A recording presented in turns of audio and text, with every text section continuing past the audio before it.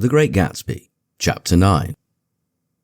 After 2 years, I remember the rest of that day, and that night, and the next day, only as an endless drill of police and photographers and newspaper men in and out of Gatsby's front door. A rope stretched across the main gate, and a policeman by it kept out the curious, but little boys soon discovered that they could enter through my yard, and there were always a few of them clustered open-mouthed about the pool. Someone with a positive manner, perhaps a detective, used the expression madman as he bent over Wilson's body that afternoon, and the adventitious authority of his voice set the key for the newspaper reports next morning. Most of those reports were a nightmare, grotesque, circumstantial, eager, and untrue. When Michaelis's testimony at the inquest brought to light Wilson's suspicions of his wife, I thought the whole tale would shortly be served up in racy pasquinade. But Catherine, who might have said anything, didn't say a word. She showed a surprising amount of character about it too, looked at the corner with determined eyes under that corrected brow of hers, and swore that her sister had never seen Gatsby, that her sister was completely happy with her husband, that her sister had been into no mischief whatever. She convinced herself of it and cried into her handkerchief as if the very suggestion was more than she could endure. So Wilson was reduced to a man deranged by grief, in order that the case might remain in its simplest form. And it rested there. But all this part of it seemed remote and unessential. I found myself on Gatsby's side, and alone.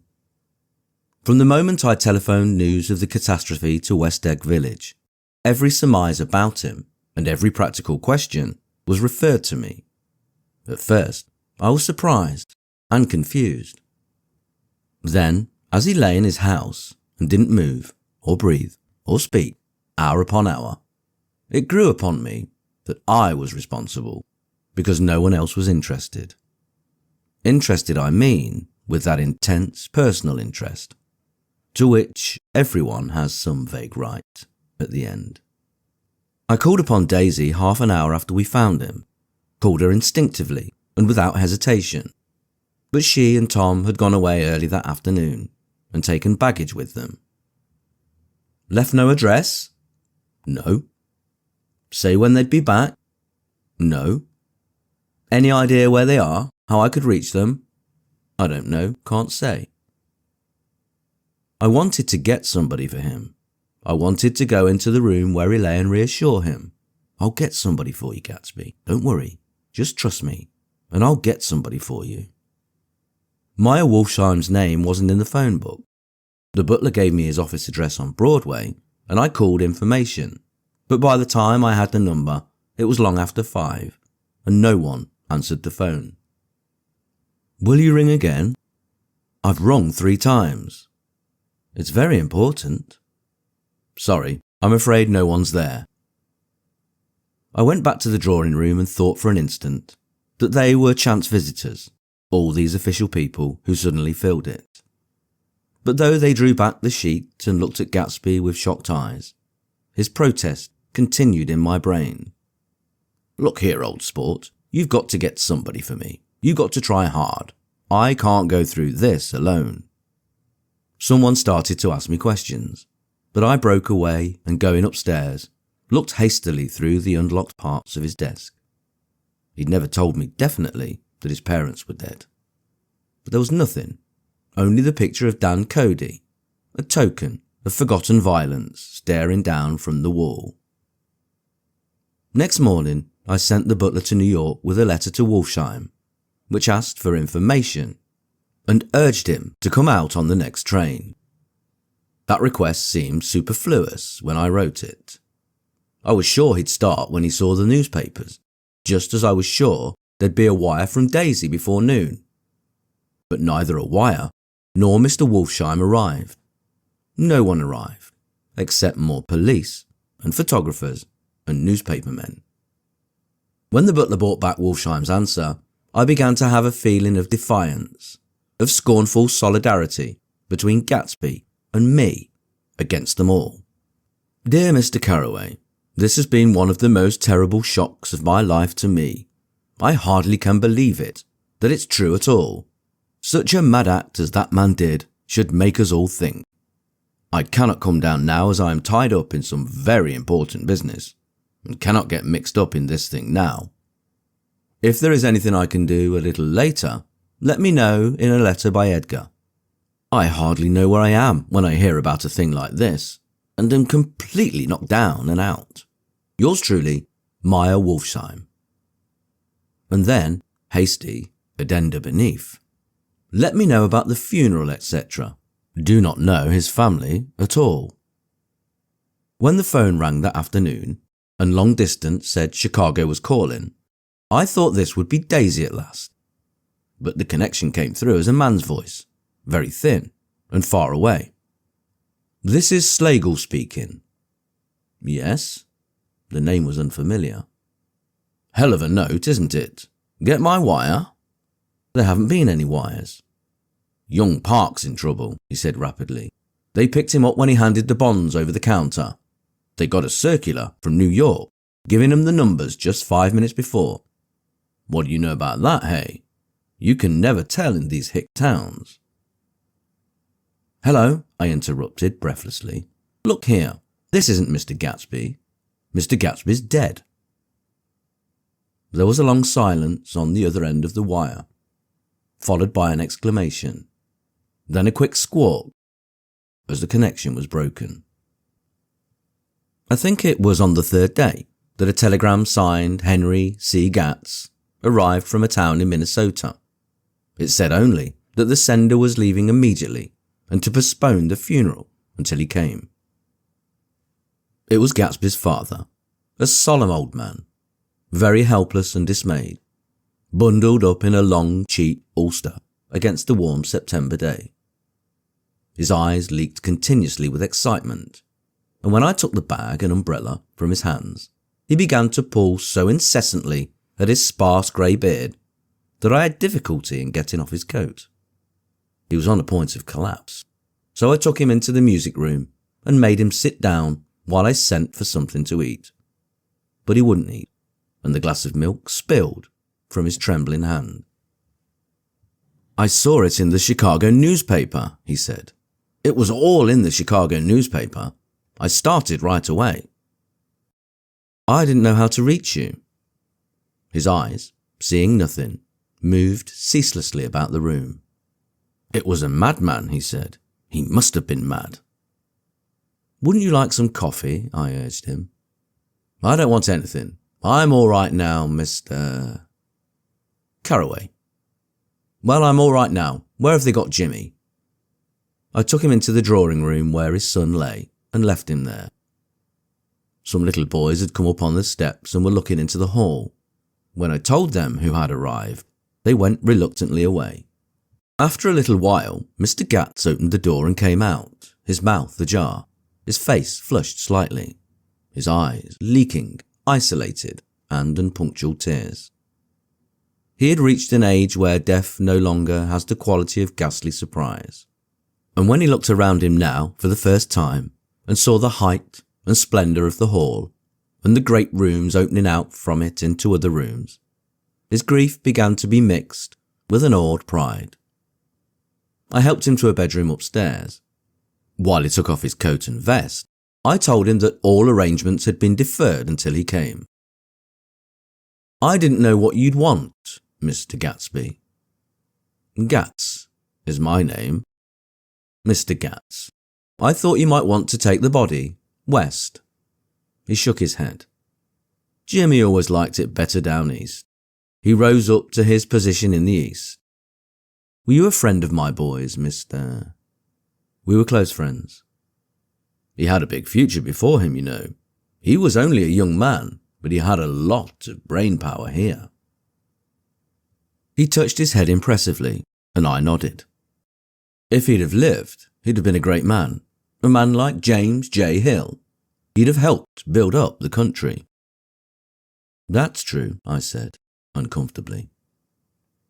He fumbled at the embroidered coverlet, trying to take it from the bed, and lay down stiffly. Was instantly asleep.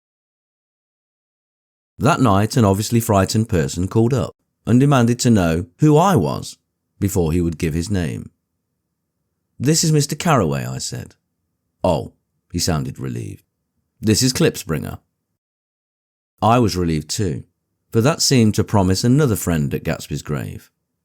I didn't want it to be in the papers and draw a sightseeing crowd, so I'd been calling up a few people myself.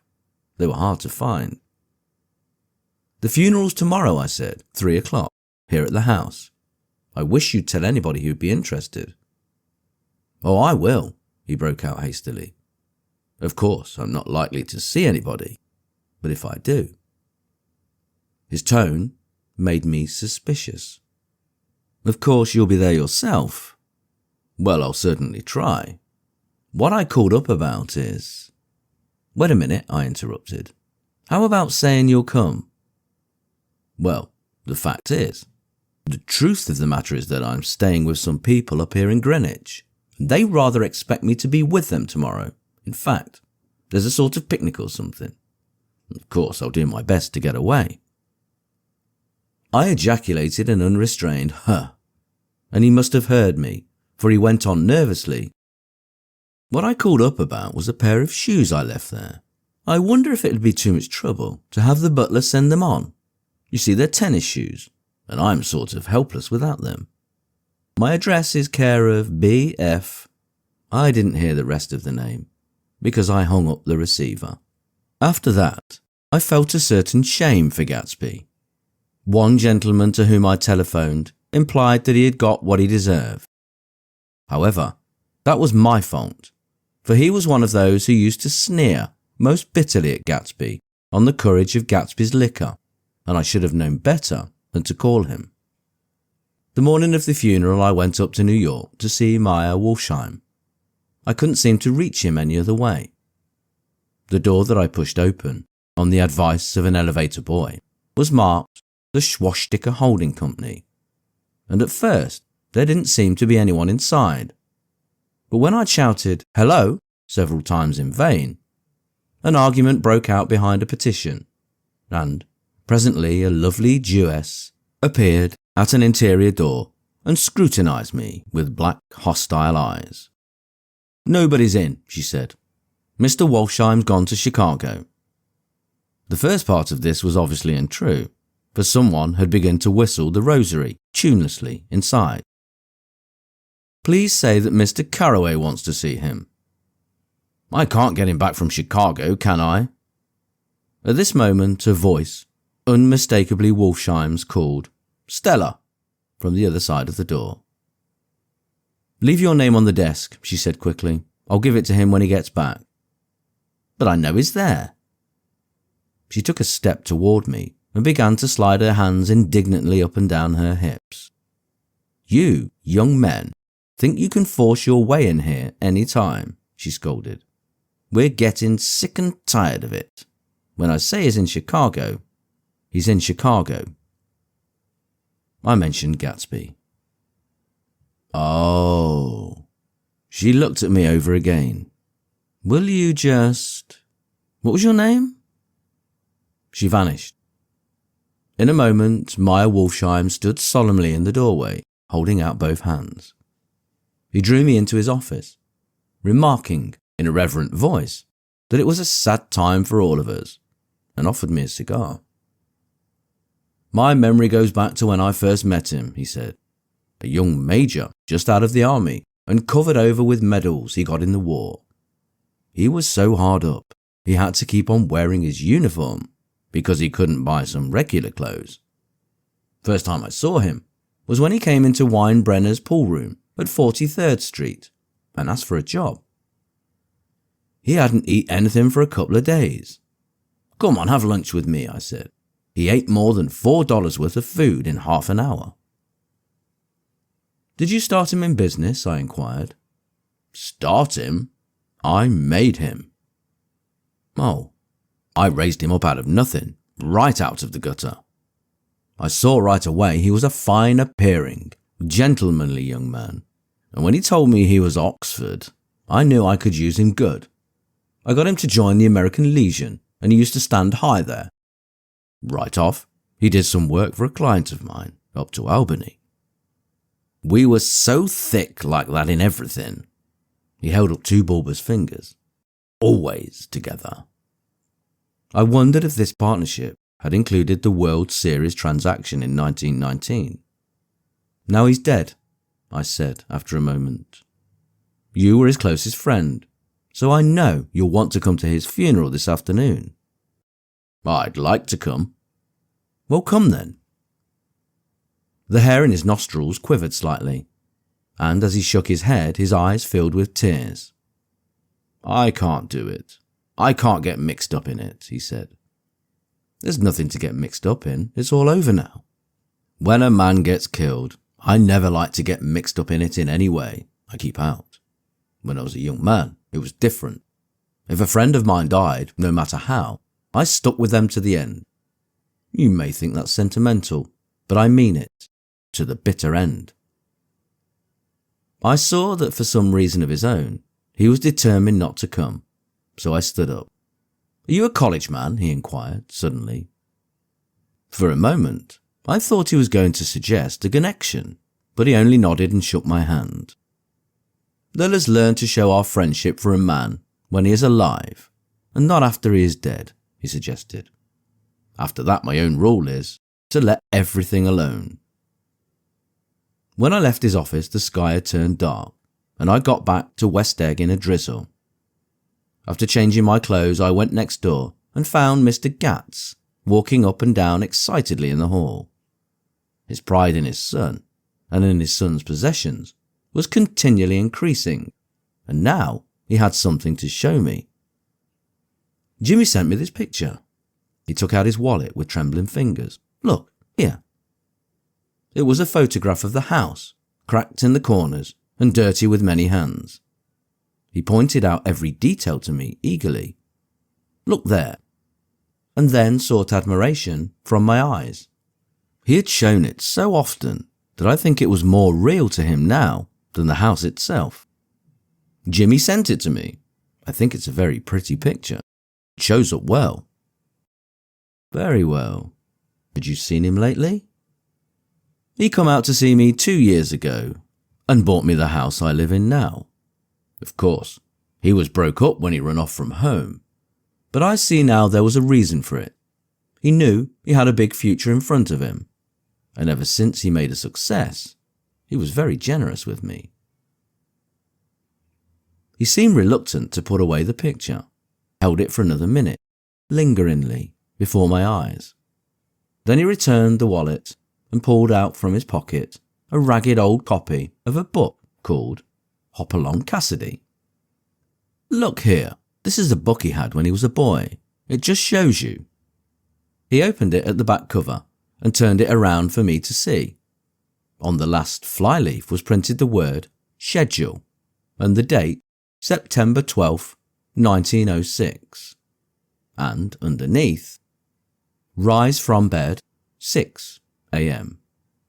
Dumbbell exercise and wall scaling 6:15 to 6:30 a.m. Study electricity, etc.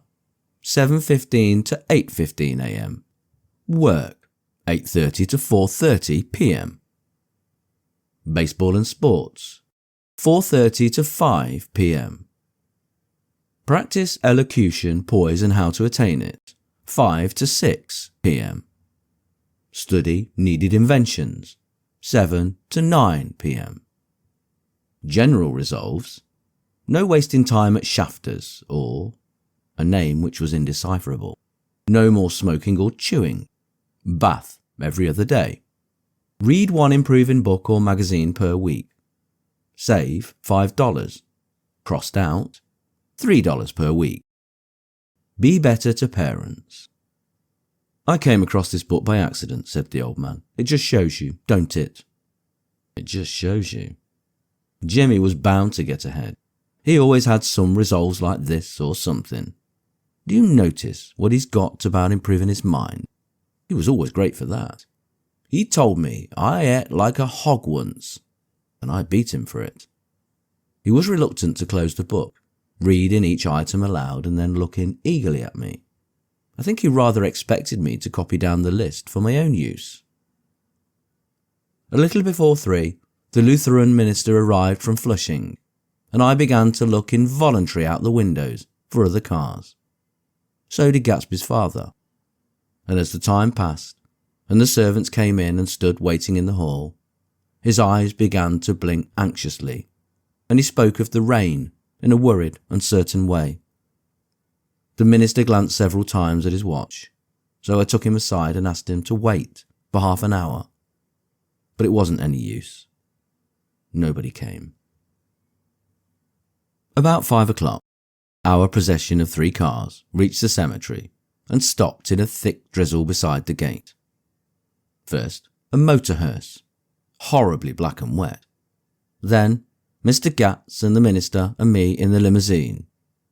And a little later, 4 or 5 servants and the postman from West Egg in Gatsby's station wagon, all wet to the skin. As we started through the gate into the cemetery, I heard a car stop, and then the sound of someone splashing after us over the soggy ground. I looked around. It was the man with owl-eyed glasses, whom I'd found marvelling over Gatsby's book in the library one night 3 months before. I'd never seen him since then. I don't know how he knew about the funeral, or even his name. The rain poured down his thick glasses, and he took them off and wiped them to see the protecting canvas unrolled from Gatsby's grave. I tried to think about Gatsby then for a moment, but he was already too far away. And I could only remember, without resentment, that Daisy hadn't sent a message or a flower. Dimly I heard someone murmur, "Blessed are the dead that the rain falls on."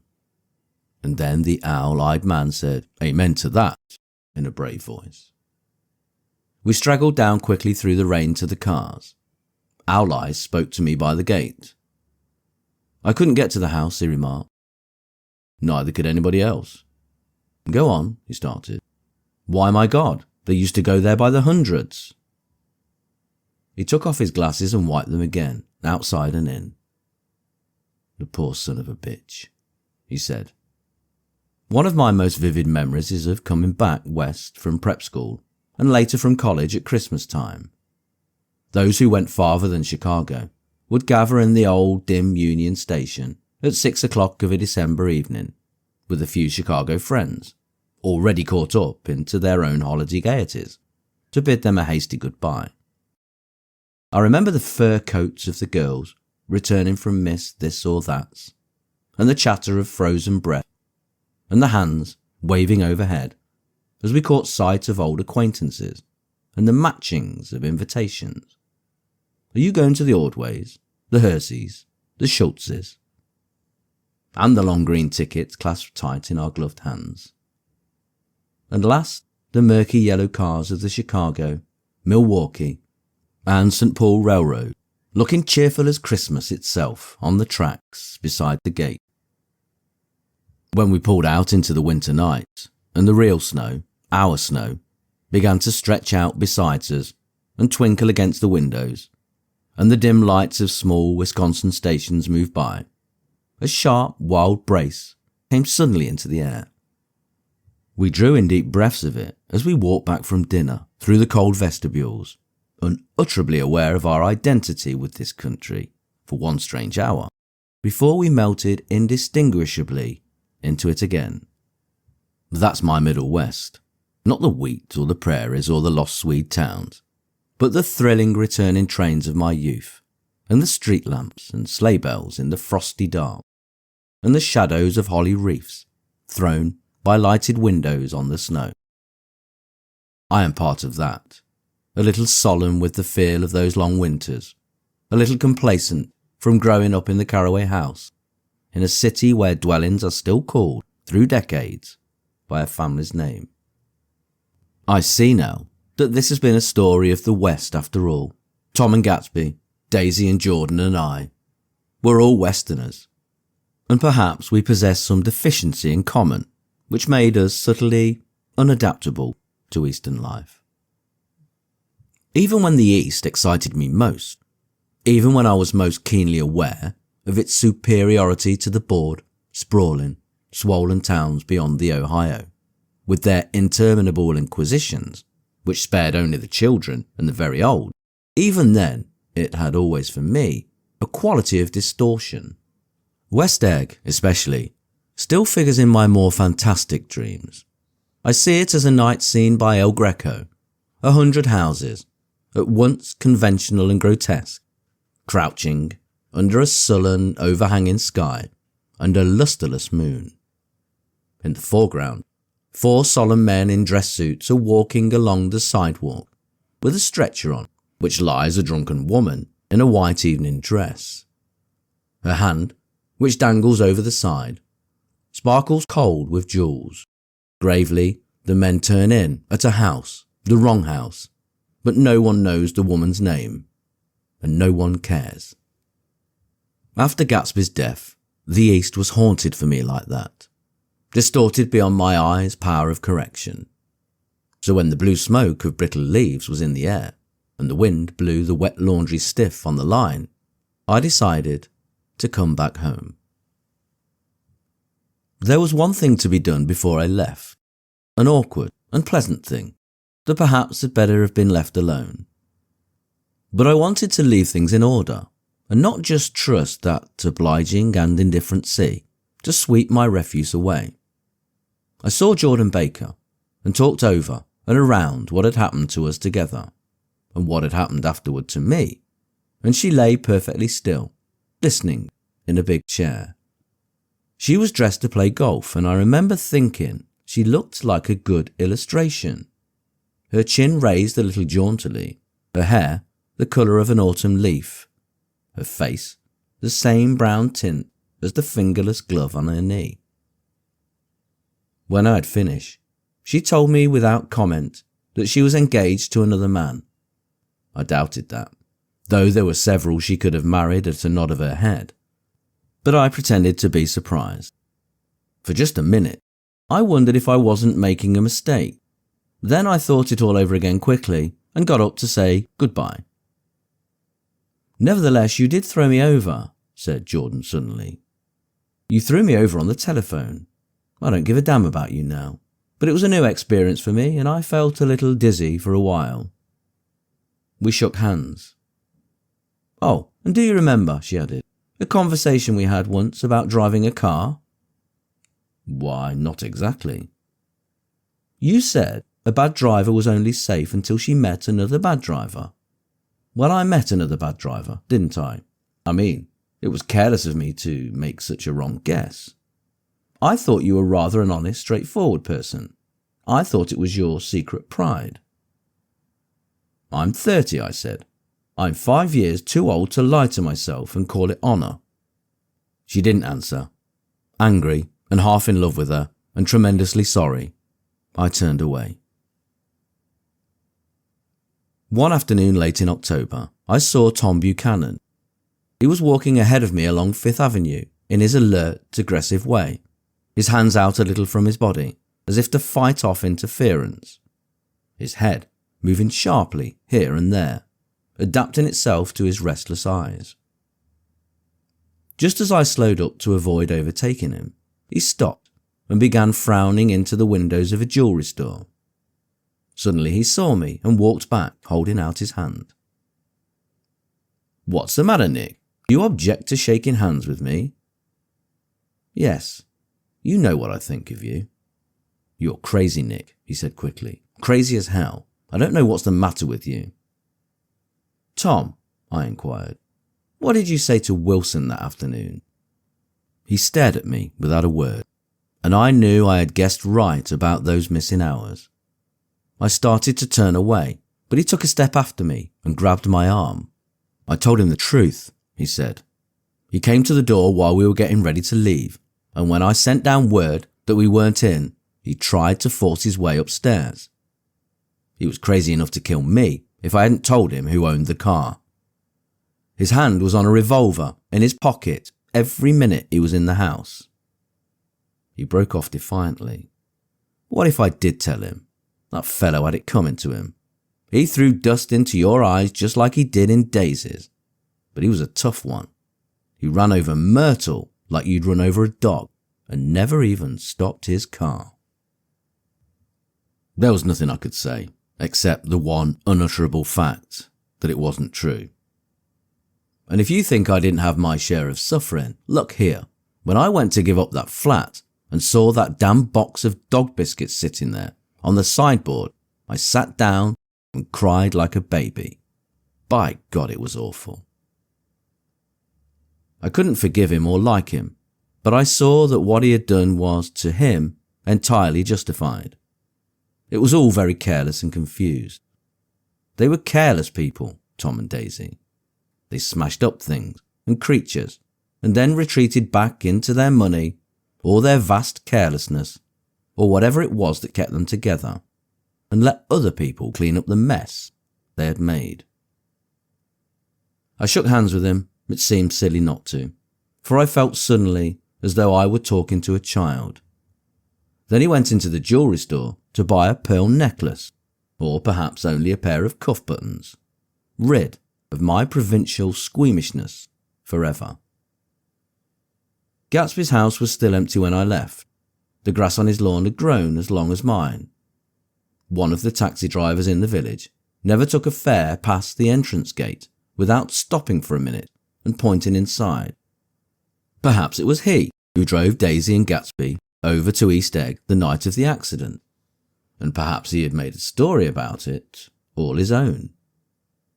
I didn't want to hear it, and I avoided him when I got off the train. I spent my Saturday nights in New York, because those gleaming, dazzling parties of his were with me so vividly that I could still hear the music and the laughter, faint and incessant, from his garden, and the cars coming up and down his drive. One night I did hear a material car there and saw its light stop at his front steps. But I didn't investigate. Probably it was some final guest who had been away at the ends of the earth and didn't know that the party was over. On the last night, with my trunk packed and my car sold to the grocer, I went over and looked at that huge incoherent failure of a house once more. On the white steps, an obscene word, scrawled by some boy with a piece of brick, stood out clearly in the moonlight, and I erased it, drawing my shoe raspingly along the stone. Then I wandered down to the beach and sprawled out on the sand. Most of the big shore places were closed now, and there were hardly any lights except the shadowy, moving glow of a ferry boat across the sound.